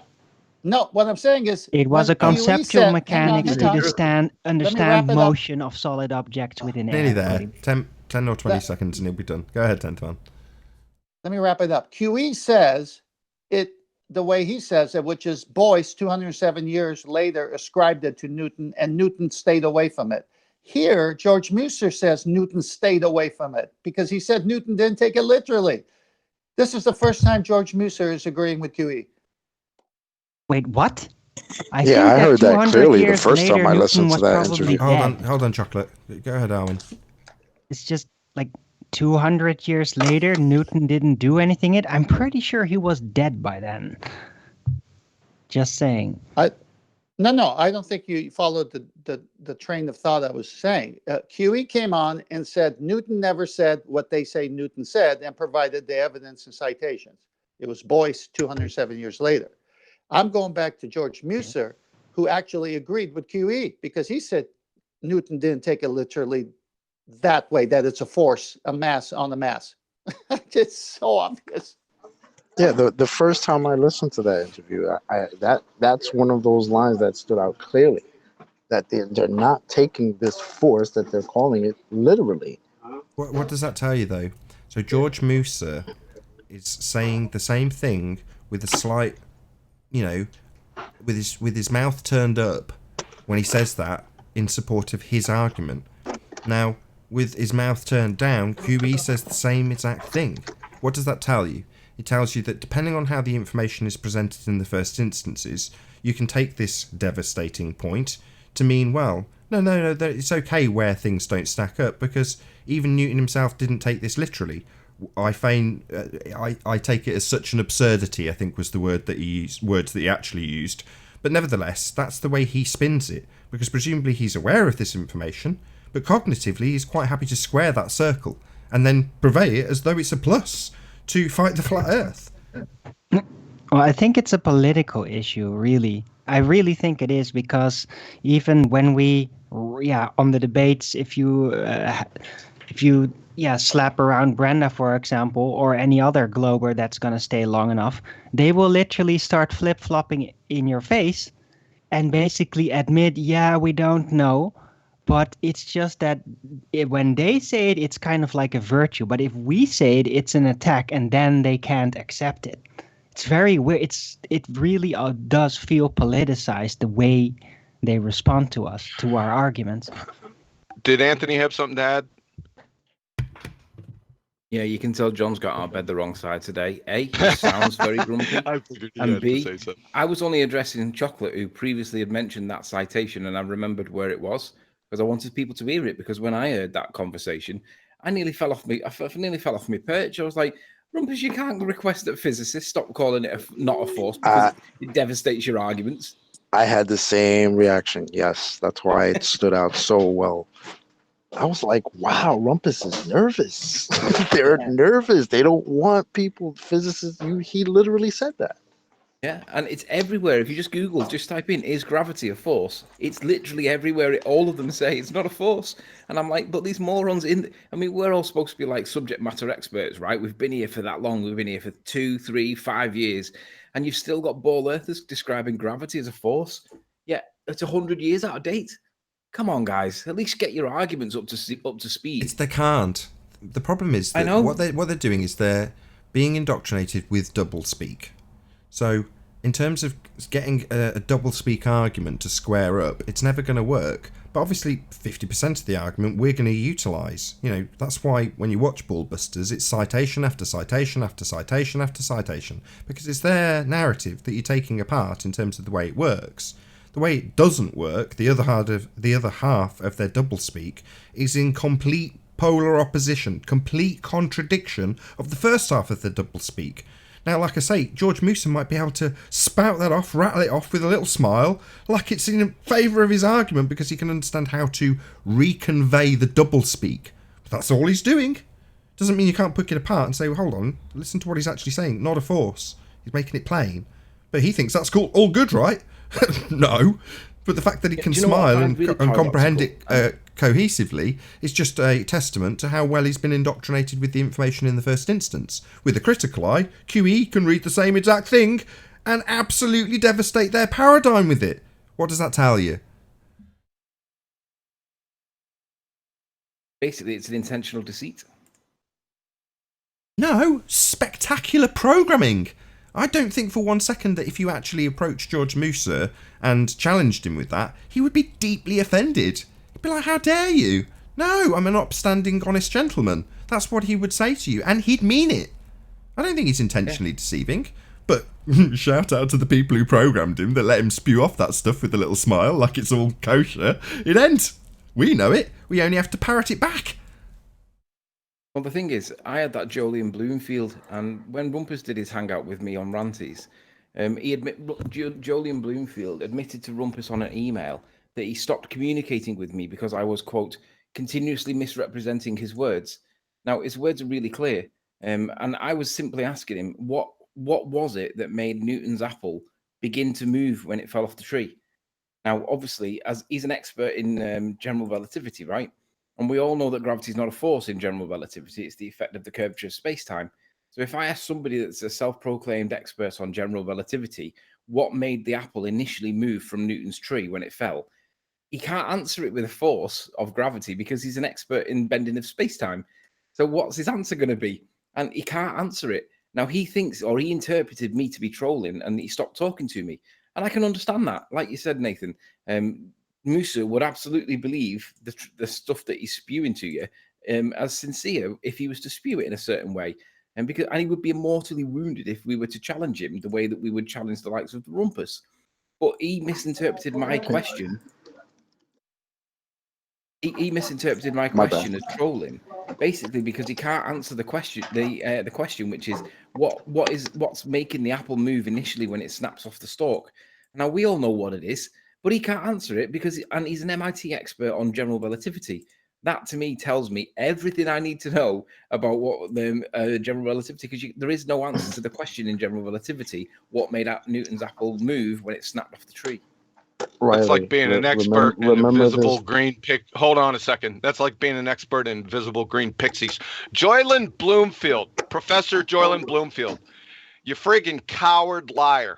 Get your butt on this show, right? And represent general relativity and your scientific community. Come on the show, right? Because you just ad homed Anthony through a moron rumpus, right? Now come on the show and get what's coming to you. When they say they don't like, I will get back to you, Chocolate, I promise. When they say they don't like you misrepresenting their words, what they actually mean is they don't like their words parroted back to them verbatim when it undoes their own position. You know, just as an example, but not limited to, the gas could occupy all of space. A quote from George Netanyahu. Now, they're not going to like that parroted back to them. And this Bloomfield guy, he's no different. Nobody likes their own argument being undone with the very words they use. Oh, well, never mind. He's not going to join, guys, because... Oh, sorry, go on, Chocolate. No, I just wanted to reiterate another one of those beautiful George Musa quotes, right? We can, we do, we must consider Newtonian gravity as a force. Not because it really is one, but we don't necessarily have to work at the really is level. Amazing. Now tell us how we misconstrued that. No, that's what I want to know. Hold on. I want to hear that again. Yes, please. That's a very big smiley moment to hear that back. Say it again, please, Chocolate. Yes, not a problem. We can, we do, we must consider Newtonian gravity as a force. Now, that doesn't mean it really is one, but we don't necessarily have to work at the really is level. End quote. Yeah, outstanding. Thank you we should be posting that everywhere. Hey, don't close out, Nathan. I wasn't going to. I was going to shout out Dave Trev for the super chat. It says, best show in a while. Keep it up, guys. Well, I'm smiling a lot. I've enjoyed today's show. I'm not going to lie. It has been a really good show. Did you want something to add? You talking to me? The person that just told me not to close out. No, I'm talking to Chocolate. Yeah, that person was me. I'm not going to add anything. No one really needs to add anything to what Chocolate said. Did I hear some Jane Fonda in with Toady earlier? Tell me my ears were hearing What's things. Jane Fondering? Jane terrorist sympathizing. I put a YouTube hat on. No, that was for maybe. You mean me? He made a concession. I just heard it briefly. Yeah, he made a concession, and I applauded him for being a normal human being, a step above a fundamentalist religious zealotard. He is a lying retard. Toe tag dead twice. Right? He made an effort to say how he didn't stand lying and he was honest. Really? We already have documented evidence in the toe tags. You're a liar, sir. And I posted 3 comments because he had a presentation against Spurs chemo, but he decided to drivel out of his mouth QE a bunch of times. Why is that? Why is that? Because Now, you're I living. put three. I tell you, I I know put- it's rhetorical, but I want to answer because you're living rent free in his head. That's why. Yeah, I put 3 comments on Ranty's channel to his friggin' baloney, and I just went back and my comments aren't there. Very interesting. Well, we will discuss this at length in the after show. So if you are watching this on the Nathan Oakley premiering stream, then stay tuned as there will be an after show to follow. However, if you are watching live on Nathan Oakley 1980, this is where we bid you farewell. A huge, massive, enormous thank you to all of you smashed the super chat, liked, commented, shared, subscribed, and all that good stuff. Of course, a massive thank you to all of today's debating panel for making this live show possible. Be sure to check out nathanoakley.com and the Flat Earth Debate Forum to keep up to date with the community debate. As I say, stay tuned if you are watching on Nathan Oakley premiering stream. I've been Nathan Oakley, and I'll see you all in the next video. Oh, what a day! What a lovely day!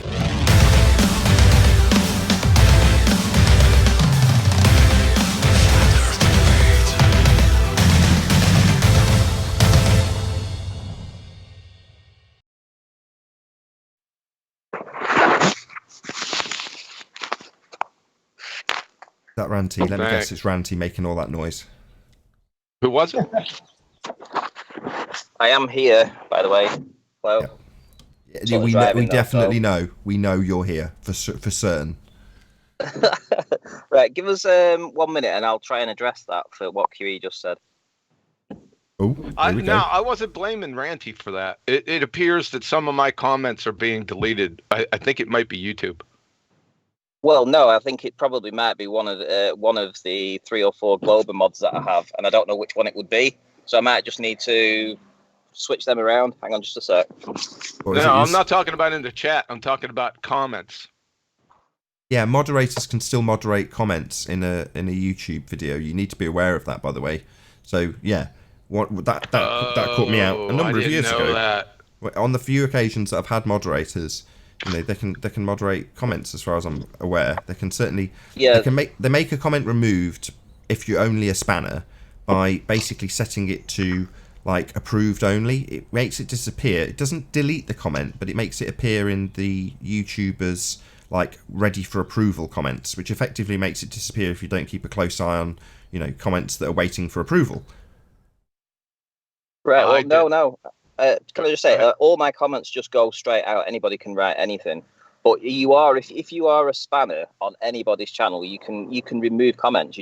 You go to their comment and you just click the 3 bars and you just say remove comment and it removes it.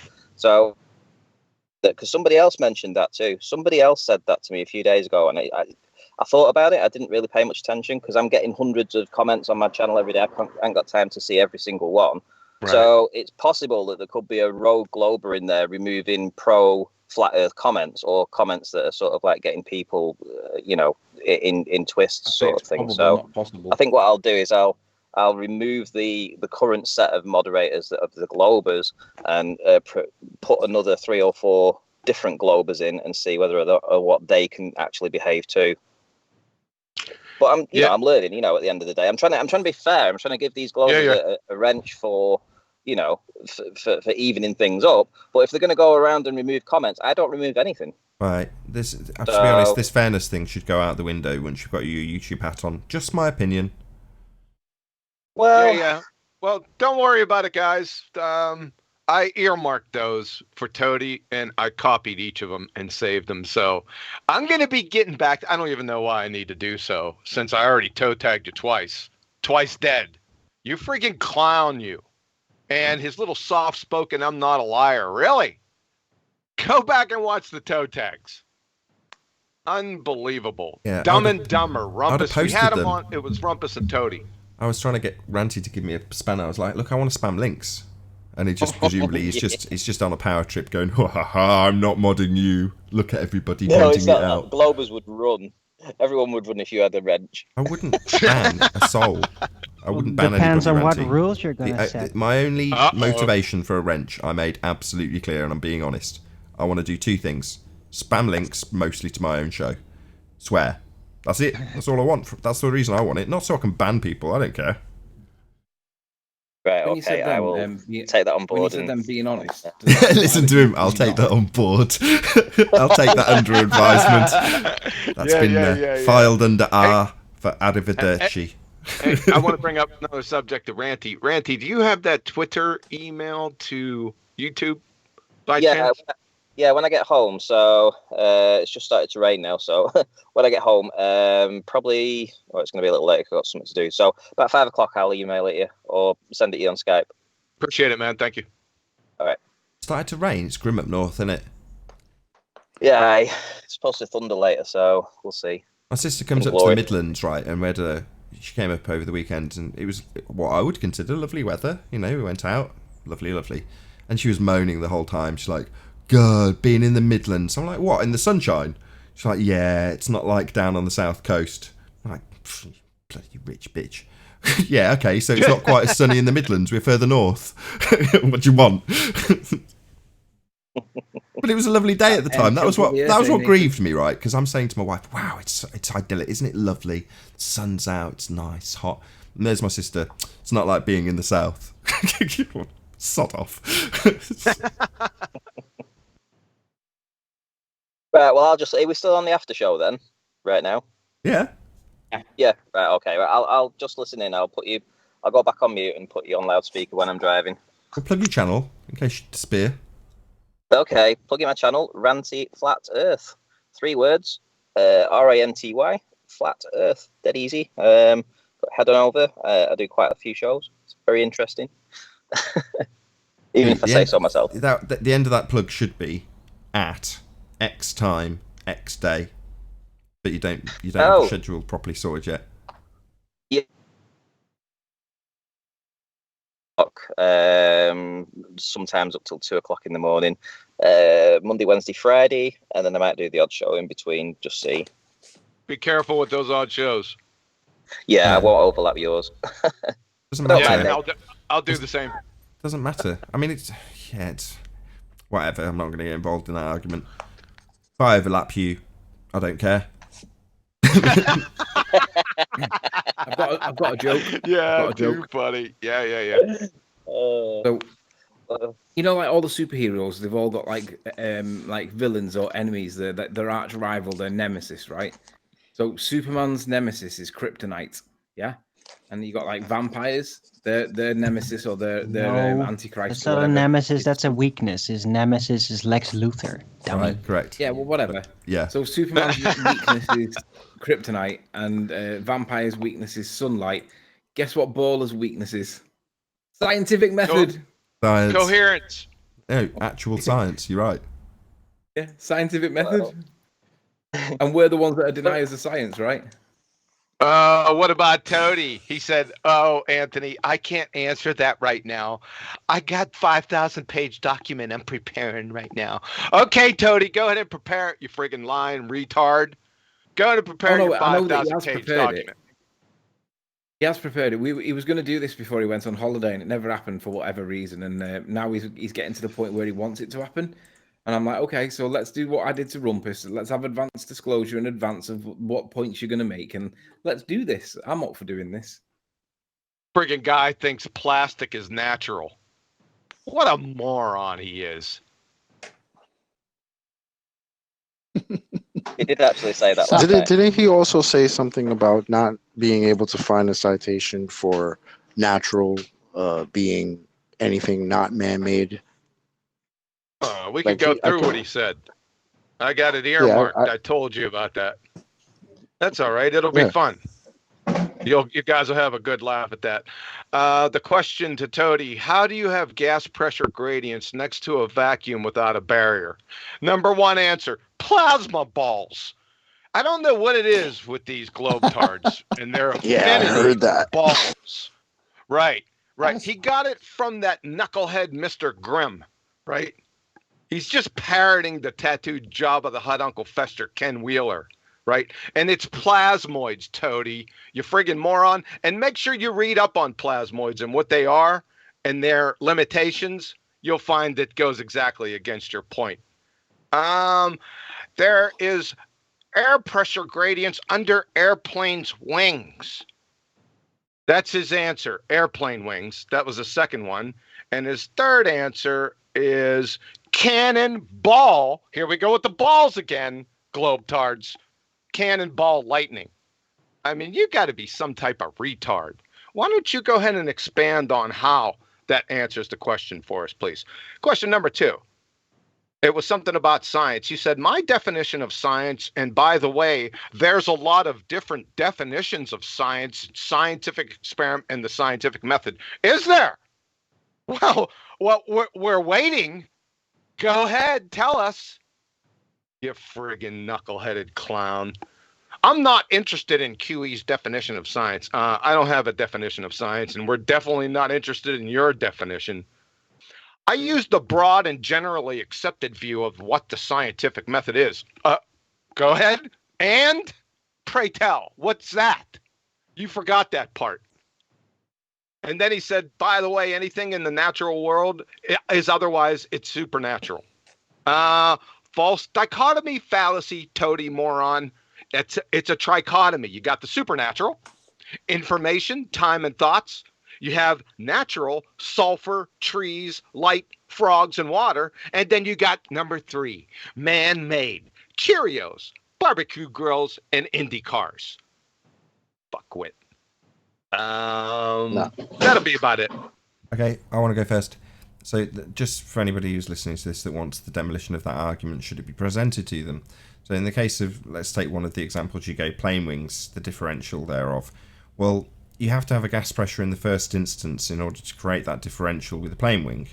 So the rebuttal is, where did you get the gas pressure in the first place to then go on to create a differential with a plane wing?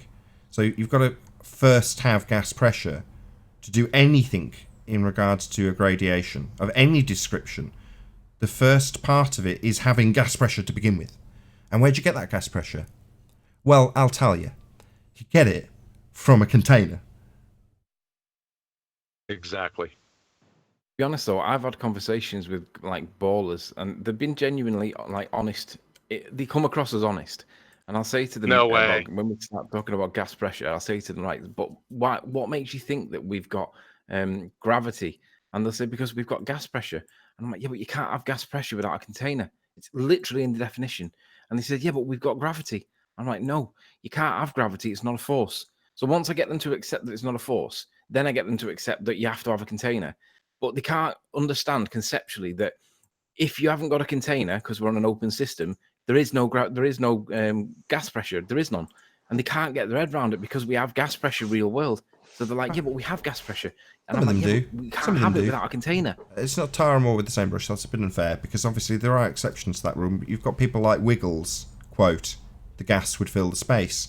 Or people like Conspiracy Cats, without the container there can be no pressure, end quote. Or people like George Netanyahu, the gas could occupy all of space, end quote. You know, so some of them do get it, Anthony. You know, they're not all dumb in that regard.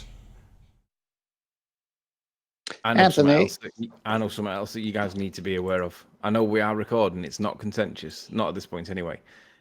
Slice Barkane, he's picked a fight with different people over different spurious claims about fraud and stuff. The people that have been dragged into it are Red's Rhetoric, George and Netanyahu, and they're all going to lose their channels too, apparently, because they can't keep their mouth shut about spewing lies, and people get offended by lies, and that's what's happening. They're getting targeted because of their lies. It'll be interesting. Anthony. It's going to be interesting for you. Sorry, go on. No, it's all right. Why do you think when you talk to a baller that you say is genuine and honest, that they say... I'm talking about normies that don't come on the show. You know, normal people that are like 50-50 No, and I they're know, not sure but what to think. Well, let me finish the question. Why do you think these people that you consider honest as normies, and I got it, I knew what you meant. Why do you think they say gravity is the container? Because I think they've been listening to somebody at Fight the Flat Earth. That's his current line, isn't it? I think. No, it's because they don't know what else to say. That's the only explanation they have. That's the only, especially if they haven't been, following this argument. That's all they got. Right. Gravity. So if gravity is the container, then you believe in the ball earth that's spinning. But if the ball earth is not spinning, would you accept gravity, or would you be okay with a container? See, but at that point, you're asking people, if you're asking just normies, they haven't even considered the fact that you can't have gas pressure without a container. That's not something normal No, I people know, really I think know. about, even though we all know it, but they haven't thought about that. So when you ask them, how can we have that? They're in their mind, you could see the digits going by like gravity. Because, yeah, what else?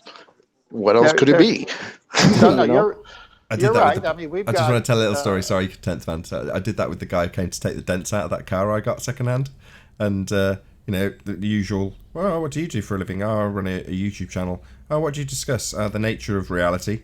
And he's like, what? And his first question was like, well, are the moon landings fake then? I was like, well, absolutely. He says, well, how do you come to that conclusion? I just did precisely what I described on the show. I tilted my head up to the sky. I said, do you think that's a vacuum? And he looked at me with a puzzled look. He went, what do you mean? I went, do you think the sky is a vacuum? And you could see exactly what Chocolate just described. The little numbers going round in his eyes. You could see it happening. And he's like, hang on a second. And then, of course, while he's thinking about it, I'm like, you know, every single example of having gas pressure requires a container, and I described it with a, you know, propane tank and so on, and he nodded along as I did so. But this was just a normie. And all he does is have this moment where he's like, not even arguing with the fact. From that moment on, we discussed the subject with an absolute acceptance from him that the sky was not a vacuum, debunking all of NASA. And he was, because he asked the question initially, I kind of sensed he'd be open to it anyway. I didn't think I'd be destroying his world by saying this. You know, you kind of gauge it, don't you? You can tell generally if someone is going to freak out or not, and he didn't, and I think I gauged it correctly by him asking, oh well, is NASA fake then, or whatever. Just by phrasing that question, you're like, okay, so you're clearly open to the idea. I'm not going to cause you to have a little mental breakdown and not do my dents. Or charge you double. Oh, right on, yeah. But he actually will told put me. hair on you.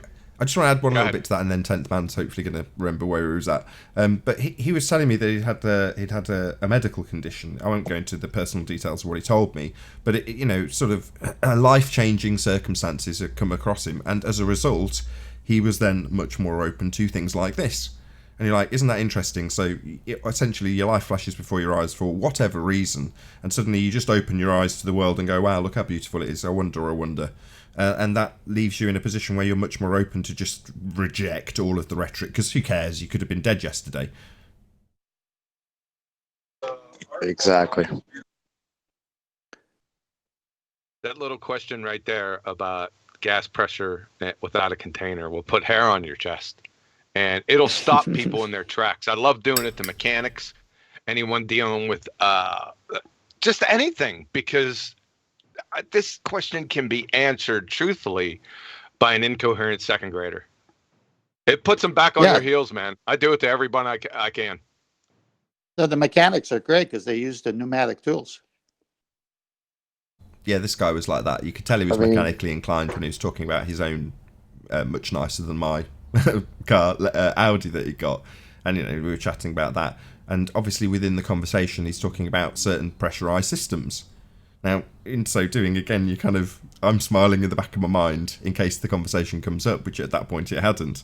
You're like, okay, so you're mechanically inclined. You'll understand about pressure then, without any explanation from me. I'm not going to have to convince you about pressure.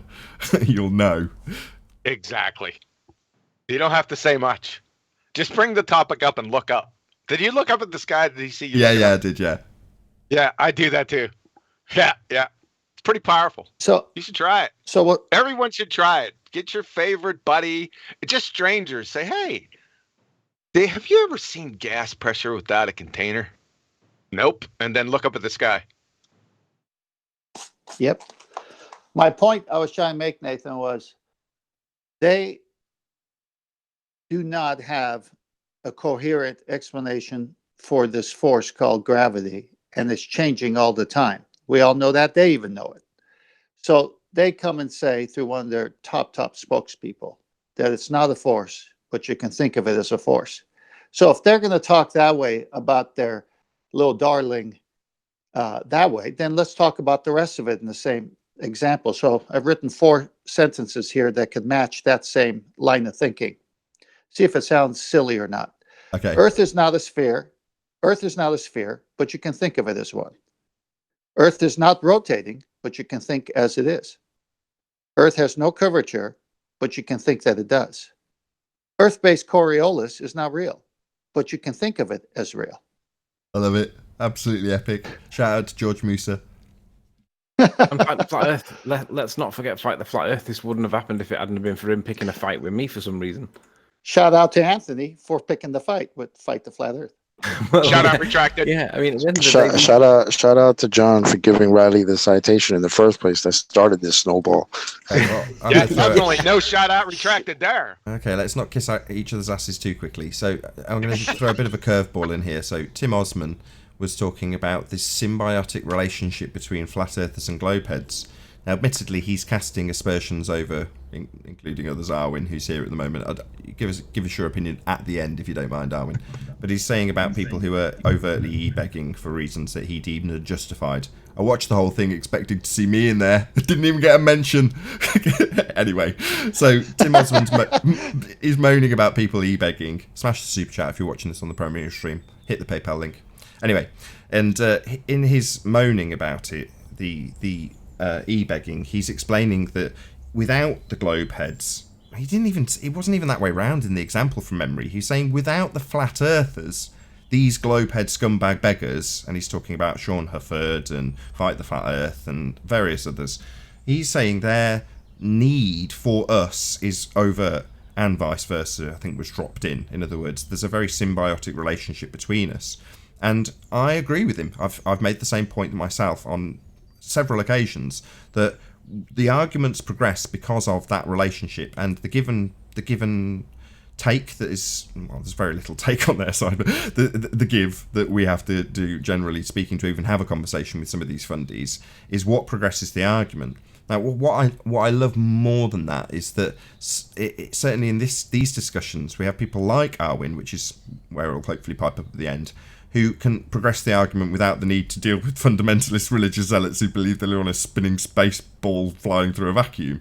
So it's nice that the symbiosis he has described in a live stream about e-begging a couple of days ago, and I have described a few months ago, isn't necessarily the case because of, I'm not even going to call him an antagonist, but people like Arwin.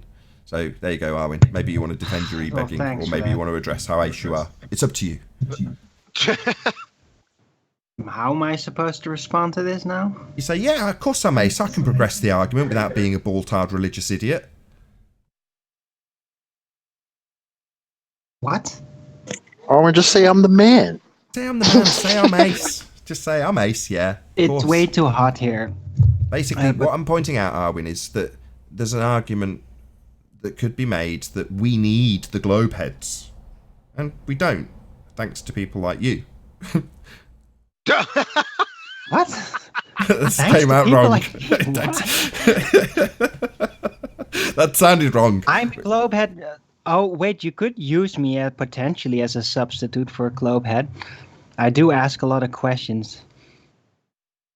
Right.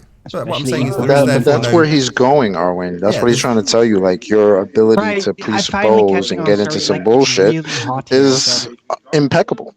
Yeah. So... Not getting into some bullshit. No, that's unfair, Chocolate. To conceptualize things that are beyond no, the realms I'm of saying reality. that he's my friend, so I'm saying that like in a loving way. Yeah. You know, like he knows it's bullshit sometimes, but yeah, well, being able it's fun to go there. Putting together conceptually what may be a claim, or otherwise known as all that bullshit. Yeah, that's exactly what I'm saying. You don't need a symbiotic relationship between us and globeheads for us to pick apart their rhetoric, find their citations, and dice apart what is said about their model, their reification of a globe. All of those things can be done without the globeheads. But my conclusion to this is it may not necessarily be the case for the very small and promoted community known as Anti-Flat Earth. Go back 12 months. Every single one of these people, including people like Red's Rhetoric, had tiny little channels. Suddenly they've all blown up as the anti-flat earthers. That's what we call globe heads. Essentially what they actually are, to be descriptively accurate, is anti-flat earthers. Not normies, not people who believe in a globe, anti-flat earthers. Well, their little community has been given a big boost as we get shoved down the list. So they've suddenly exploded. But they are still a very, very small minority. Tiny, smaller than flat earthers. The anti-flat earthers are even smaller, although their numbers seem to suggest otherwise. Maybe they've got a lot of normie audiences, who knows? But it doesn't make any difference in terms of their position being wrong. Anyway, I babble on too much. Yeah, they're full of trolls. They're full of trolls. I don't know. I see it as advertisement for those who wish to see. Because the out of proportion of how things are blown up in certain groups with their subscriber amounts and just how successful they seem to be compared to how many actual people are there, compared to, well, barely subscribed to groups that are still very persistent and have a large proven audience that is constantly interacting. And people that really want to know and want to see, they will see it. And that testifies for itself. So if there's a lot of Globers screaming about me making all these silly trolls and all that shit, yeah, I don't really like it. But I realize very well that it'll just bring more attention to me. And it'll actually make people come to me extra focused to try to see if they can find some flaw. And they may accidentally stumble upon a really good idea that I bring forth because of that. So... And while we might not absolutely need the Globers, it's nice that they come out here and say things like, air is not the atmosphere, shoes are natural phenomenons. You could do physicists not describing gravity as a force. Right. It's beautiful that they come out here and add to our community by saying silly shit like that. So thank you very much. Shout out to Globers. You mean the cappuccino with the Excel there on it? Yeah, my accelerating coffee cup, hot tub torpedoes, and how much nonsense have we heard on the show at this point?